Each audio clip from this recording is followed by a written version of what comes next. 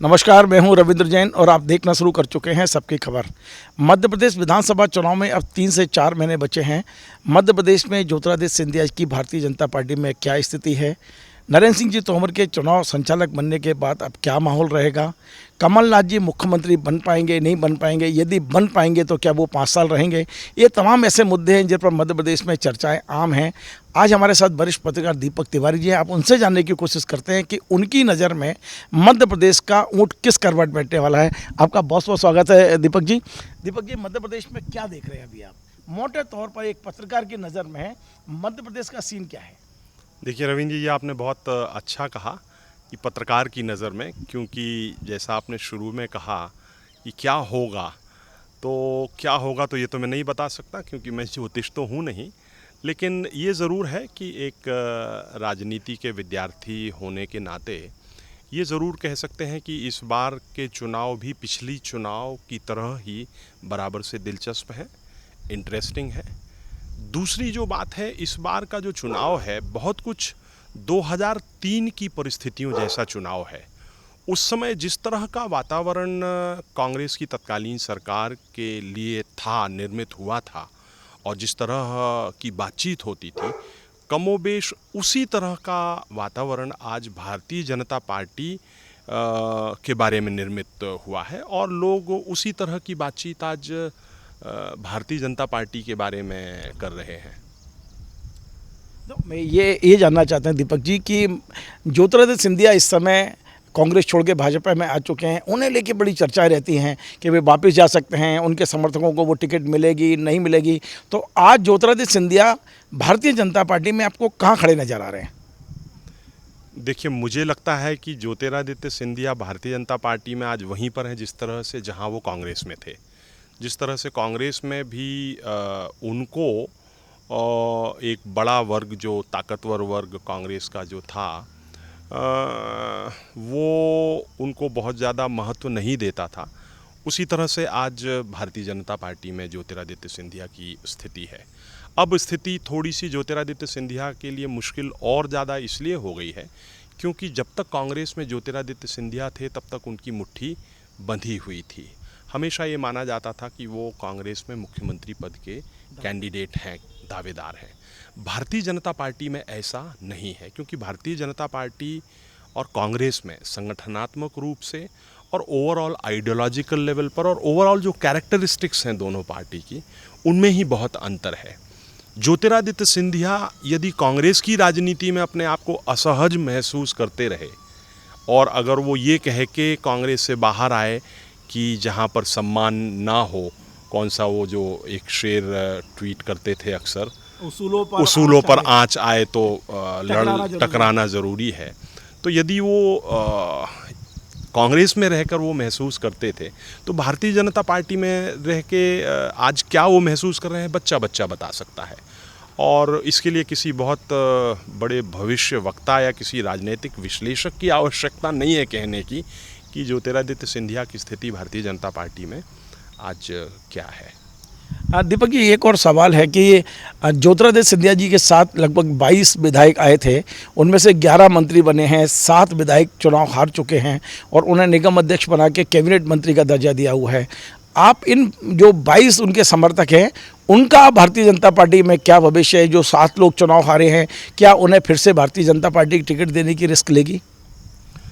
रविंद्र जी, मुझे लगता है कि इसमें 2 बातें हैं कि एक, जब इनको पार्टी भारतीय जनता पार्टी में लाया गया था, दल बदल करवाया गया था, तब किन शर्तों पर दल बदल हुआ था। बहुत सारी शर्तें, बहुत सारी जो चीज़ें हैं वो जनश्रुतियों में हैं कि किस तरह से उन्होंने कांग्रेस छोड़ी और भाजपा में आए थे।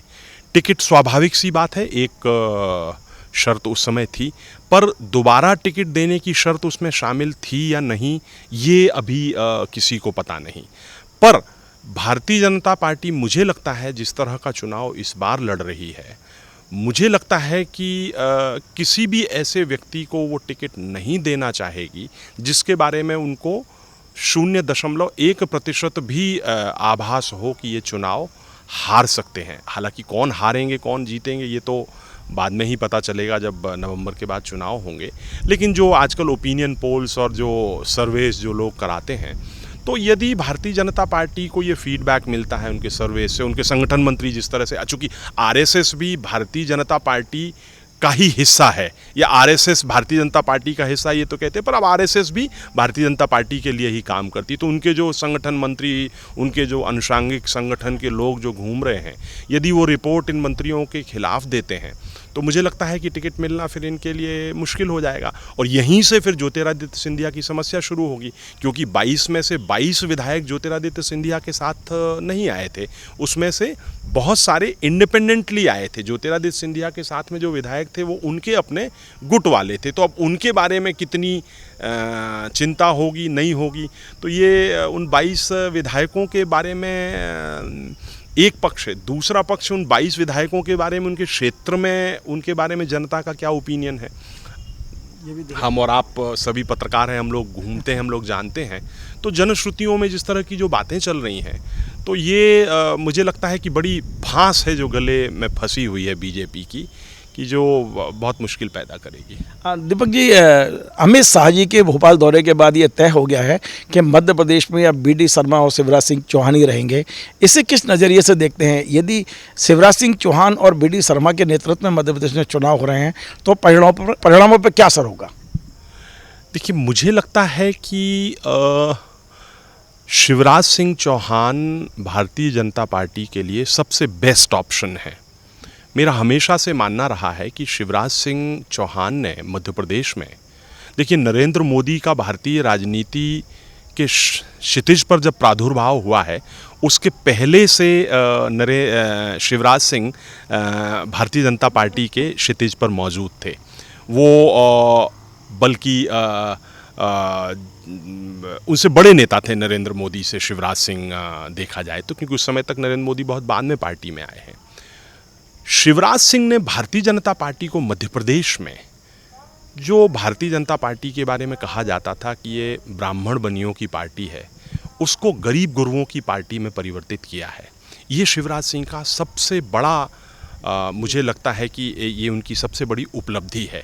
इसी पैटर्न पे फिर नरेंद्र मोदी ने दिल्ली में काम किया, जिस तरह से फ्री का राशन बंटवाया और ये गरीबों के नेता बन के निकले। हालांकि ये अलग बात है कि एक सूट बूट की सरकार और एक अडानी के कारण वो छवि एक झटके में ख़त्म भी हो जाती है, लेकिन शिवराज सिंह की वो जो स्ट्रेंथ है कि वो गरीब गुरुओं के नेता हैं, इसके अलावा उन्होंने सिस्टमेटिकली जो महिलाओं के बीच में काम किया, तो ये शिवराज सिंह की जो कोर स्ट्रेंथ है, ये भारतीय जनता पार्टी बहुत अच्छे से समझती है।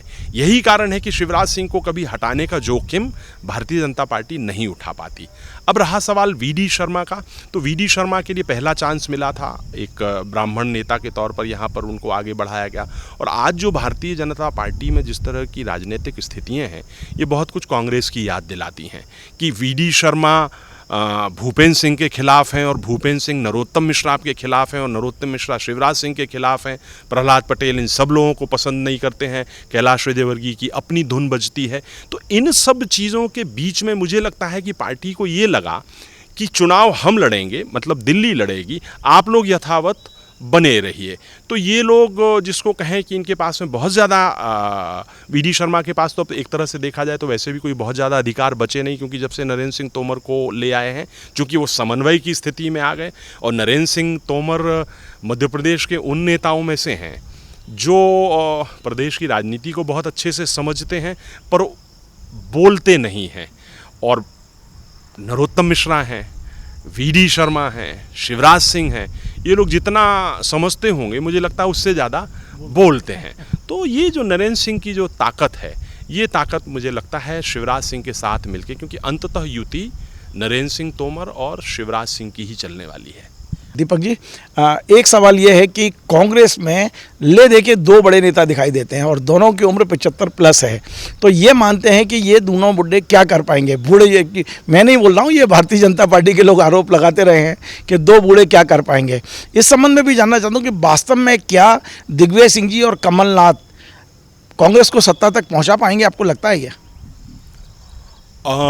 देखिए, सत्ता तक पहुँचा पाएंगे ये मैं नहीं कह सकता, इसलिए क्योंकि मैं भविष्यवक्ता नहीं हूँ। पर मुझे लगता है कि आज जो कांग्रेस के पास में जो बेस्ट ऑप्शन है उसमें ये दोनों हैं। और एक जो बात है कि दोनों की बहुत वर्षों पुरानी मित्रता है, राजनीतिक मित्रता तो है ही, अदरवाइज भी दोनों की मित्रता है और दोनों मध्य प्रदेश को बहुत अच्छे से समझते हैं। दिग्विजय सिंह जो आक्रामक राजनीति के लिए जाने जाते हैं और कमलनाथ जिनकी राजनीति बहुत ज़्यादा जिसको बोलते हैं रिकंसिलिएशन, समन्वय की राजनीति है। तो ये युति कांग्रेस के पास में इससे बेहतर युति और कोई है नहीं, क्योंकि कांग्रेस के जितने भी बाकी जो नेता हैं उनके साथ में दुर्भाग्य ये हुआ कि वो सब लोग अपने अपने क्षेत्रों में ही सिमट के रह गए और वहाँ पर भी बहुत अच्छा प्रदर्शन नहीं कर पाए। और राजनीति तो सीधी सी बात है, उसकी होती है जो चुनाव जीतता है, और जो चुनाव नहीं जीतता, जो चुनाव नहीं जिता पाता, अभी तक इन दोनों नेताओं के साथ में कमोबेश ये माना जाता है कि इनमें क्षमताएं खुद जीतने के साथ में दूसरों को जिताने की हैं। तो ये आज कांग्रेस के पास में बेस्ट ऑप्शन है जिसके साथ में वो आगे बढ़ रहे हैं। दीपक जी, सबसे बड़ी दिक्कत क्या है कि लड़ाई मेन होती है बूथ पर जाकर। यदि संगठन की दृष्टि से देखा जाए कि भारतीय जनता पार्टी मध्य प्रदेश में बहुत ज़्यादा संगठित है और संगठन उनका नीचे तक बहुत अच्छा है। कांग्रेस का संगठन उतना ही कमज़ोर है, आपस के विवाद वहाँ भी बहुत हैं। और सबसे बड़ी बात है कि अब चुनाव पैसे से लड़ा जाता है। आपको पता है कि इस बार भारतीय जनता पार्टी की आर्थिक स्थिति क्या है और कांग्रेस की क्या है।